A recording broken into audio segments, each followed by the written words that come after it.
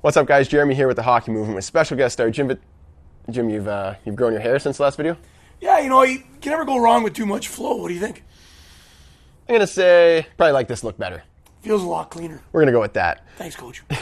So Jim has been coaching for quite a while, 20 plus years, AAA in the GTHL, which is the largest minor hockey association in the world. Can you give me a little more detail on where you coached and what you've done? I coached 20 plus years in the GTHL, coached a bit at York University as an assistant coach, and had some experience at the Tier 2 level in junior. So obviously a lot of time and thought and energy put into improving players, and we're going to translate that into video to help you guys improve as well. What are you going to work on in this video? I think we're going to dial it back a bit and work on stopping. Sometimes the simplest skills are the ones that not a lot of people focus on. There's not a lot of complexity to it. It's just a matter of shifting your weight and body mechanics, and I'll try to help out as much as I can.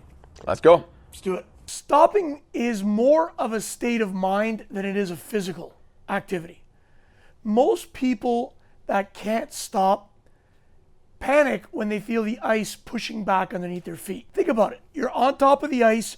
You're about to come to a stop, which means you're shifting your weight to dig into the ice. Well, pressure sensors under the bottom of your feet are going to feel the ice pushing back, and your brain is not going to recognize what's going on, and it sends you into a panic and literally momentarily paralyzes you to think you can't do anything at all.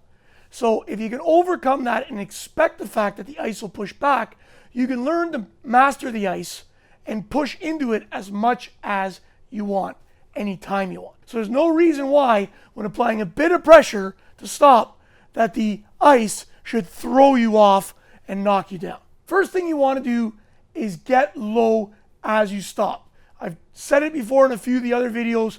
Dropping your center of gravity is one of the biggest ways of gaining control of the natural forces happening to you as you're moving, in walking, in running, in any sport. So you're coming to the point where you want to stop, and as you stop, you need to drop your weight.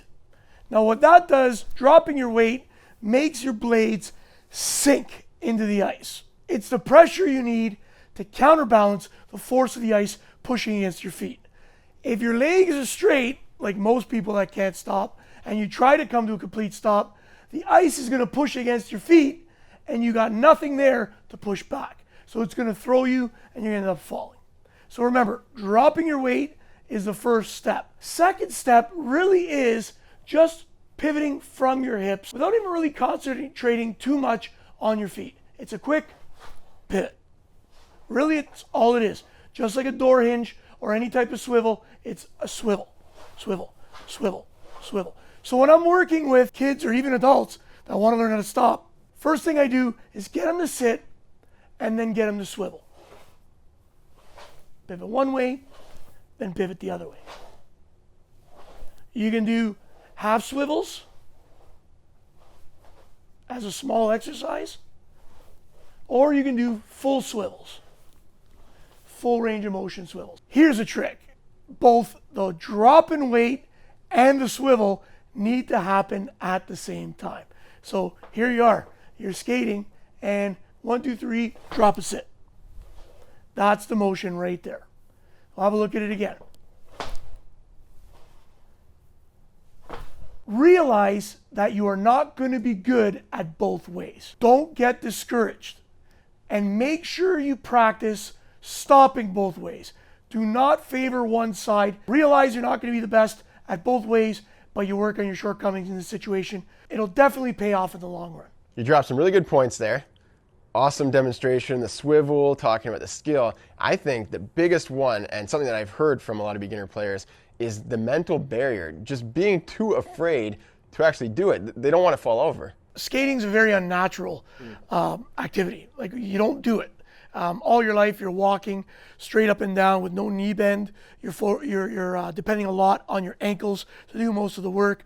Here you are stopping now, where you're depending on your hips and your thighs, and also having some surface beneath your feet push up against you, activating all kinds of pressure sensors that are alerting your spinal cord and your brain to say, no, we shouldn't be doing this. And you really got to stop yourself and say, no, this is what has to happen. Like, you're really installing a new set of software. Well, speaking of, I guess, not being natural, it's so hard to practice that stopping motion unless you actually have ice. Or in this case, if you have synthetic ice, it can give you replicate that feeling. How much do you feel it relates from stopping synthetic ice to stopping on regular ice? Honestly, this Hockey Shop product is actually pretty spot on. I mean, you can really come to a full stop with the same type of resistance that ice gives you, which is what I like most about it. When I do private lessons on it, a lot of kids get a chance to work on agility and stops and starts on this, and they're actually pretty surprised. It's one of those things, like even if you just get a couple squares, you can just work on a few small things that you can later, because it takes a lot of repetitions before you get that feeling. Once you have the feeling, you can kind of bridge that onto the ice. So it could be something good, especially for the smaller players, to work on a lot of basically ice-specific movements, right? Well, I mean, we only had rollerblades growing up, right? Yeah. And so what would happen is we'd go out and practice, and we didn't want to stop because you'd end up, scraping yourself in the pavement. Yeah. So all you were doing was like these big lazy turns, and then in games you found yourself doing a lot more big lazy turns, J-hook. right? Yeah. Definitely a huge advantage now to the kids that have access to stuff that wasn't even invented or made when we were kids. There's the synthetic ice, there's the shooting pads, the tiles, the targets, all that stuff.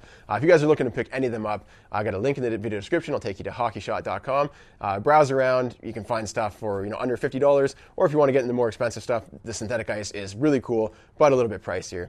One thing to recommend for the synthetic ice, since we're on the topic, is you do have to sharpen your skates probably after every hour of use just to keep that edge. It does wear your skates a little bit quicker, but besides that, it does give a pretty close feel to ice. Not perfect, but it's close, and it's another place to train at home. Once again, thanks, Jim, for teaching all this stuff on the synthetic ice. Yeah, thanks for giving me the opportunity. It's really important to be able to let kids sit down and study this stuff from home or wherever they happen to be, and not always have to depend on showing up on the ice where so much is going on. And I'm glad to be part of it. If you guys are looking for more videos, we did 3 before this one, so check those ones out. And don't forget, hit that subscribe button because I make new hockey videos every single week. Thanks a lot for watching. We'll see you in the next video.